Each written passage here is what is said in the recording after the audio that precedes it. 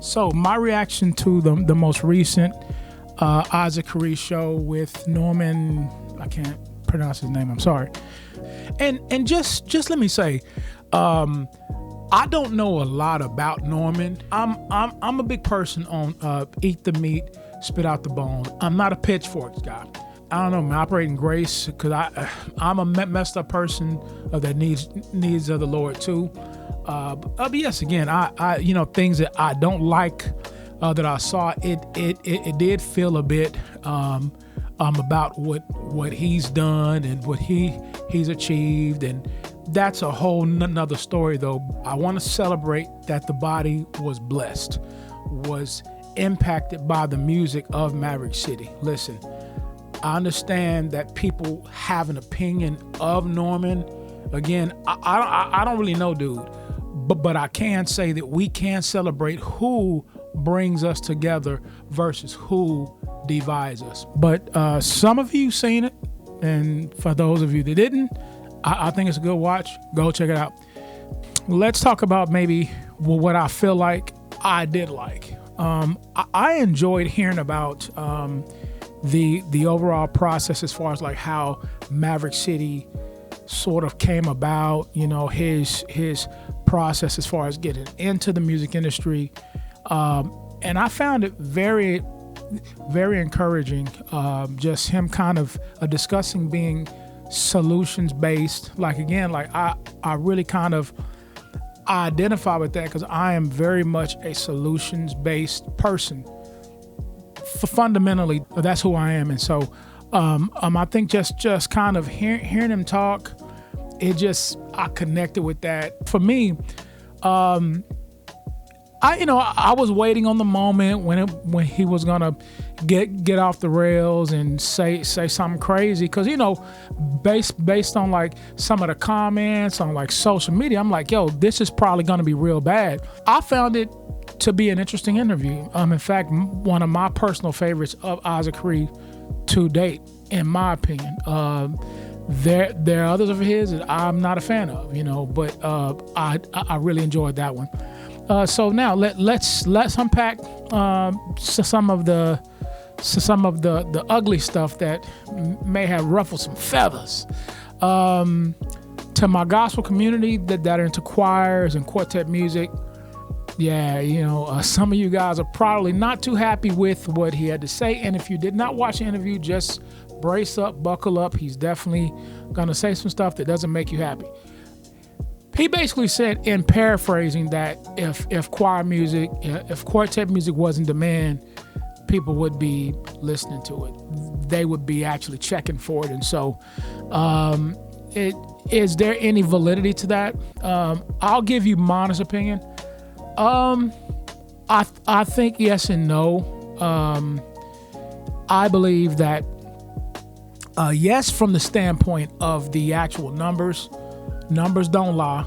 And regards to like streams, when you look at how many streams that Maverick City got, versus maybe like I won't say a name here, but like a choir artist that actually has a choir and like does, the whole choir, feel, or quartet music. And so he was saying like how like those numbers are like relatively low in comparison to the streams that Maverick City was actually getting. Where I believe that there's some gray area is I do believe that there is a space where quartet music and gospel music has its place. I believe that it still to this day blesses people. I would encourage people that if that rubs you in a certain way, man, listen, keep doing what you do. Eat the meat, spit out the bones. Like, maybe there's something that he said that you can implement into your music marketing and to your overall just strategy for what you do as an artist today. I thought it was on point with a lot of stuff, and especially when it really comes to like finding solutions. Like, again, like he was one of the first to like get on that content for gospel artists, like really getting on that content. And I can tell you personally, as a person who is a content creator, who have been, I'm a content creator for like artists, I can tell you, I see a massive gap when it comes to like gospel music and like gospel artists and their content. I see Christian hip hop, they have a really good, base of artists who are really good at content. I would really like to see more content being created from the gospel space. And I think that what that interview really did, it spoke to something that, man, again, like people really shut this brother out, really worried about who he voted for. And I'm gonna speak to that. Like this dude, again, like put out some gems about like getting on that content, having a better strategy, you know what I'm saying? Like this dude spoke to some stuff, man. He really spoke to some stuff. And he also spoke to an overfocus of radio, and not really on the social media side as far as like being relevant and connecting with people. Man, this dude like really hit. And so now speaking to like why people chose to not listen to him. The main one that stuck out to me is I read a lot of comments that said, man, the moment that dude said that he voted for Trump, I changed the video. Man, that's cool, but it's not. And I'm gonna say why. Because listen, man, if you gonna miss out on your blessing of information just because of how someone voted, which is a completely secondary issue. Let me say that again. If you're willing to miss out on your blessing of information from a guy that not only has Maverick City signed to his roster, who was very instrumental in helping Travis Green, his brother-in-law, and who also has Kirk Franklin signed to his roster. If you're not willing to listen to information to help you advance your music ministry because of how he voted, a completely secondary issue, I think that we have bigger problems. And I really think it is something that is needed to be, it needs to be discussed in our spaces. Listen, man, there come a point when maybe we've bought too much into what the media tells us.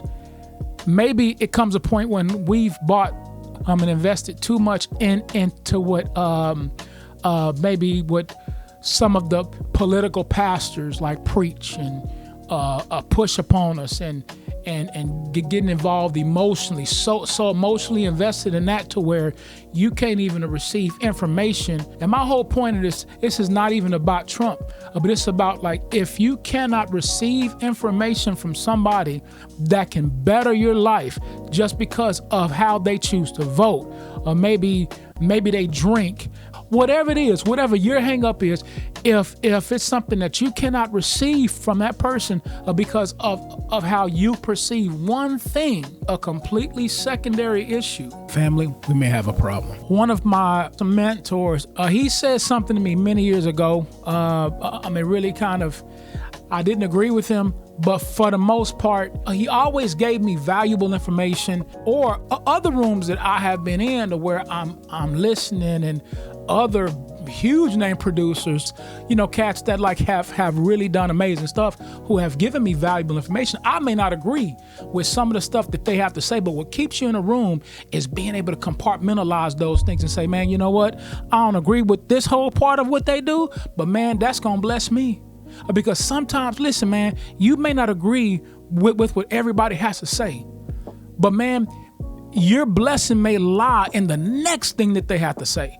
Some of y'all completely got thrown off and missed the whole blessing just because you didn't like how that man voted. A completely secondary issue. And all these comments about, yeah, he's for MAGA, he's for MAGA, all that stuff. Man, I'm like, all that stuff is irrelevant.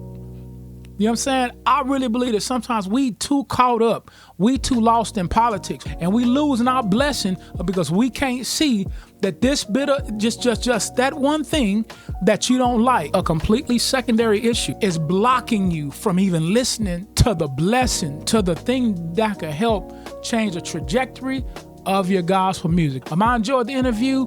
Let me know what you all think, man. Anyway, God bless you guys. Peace.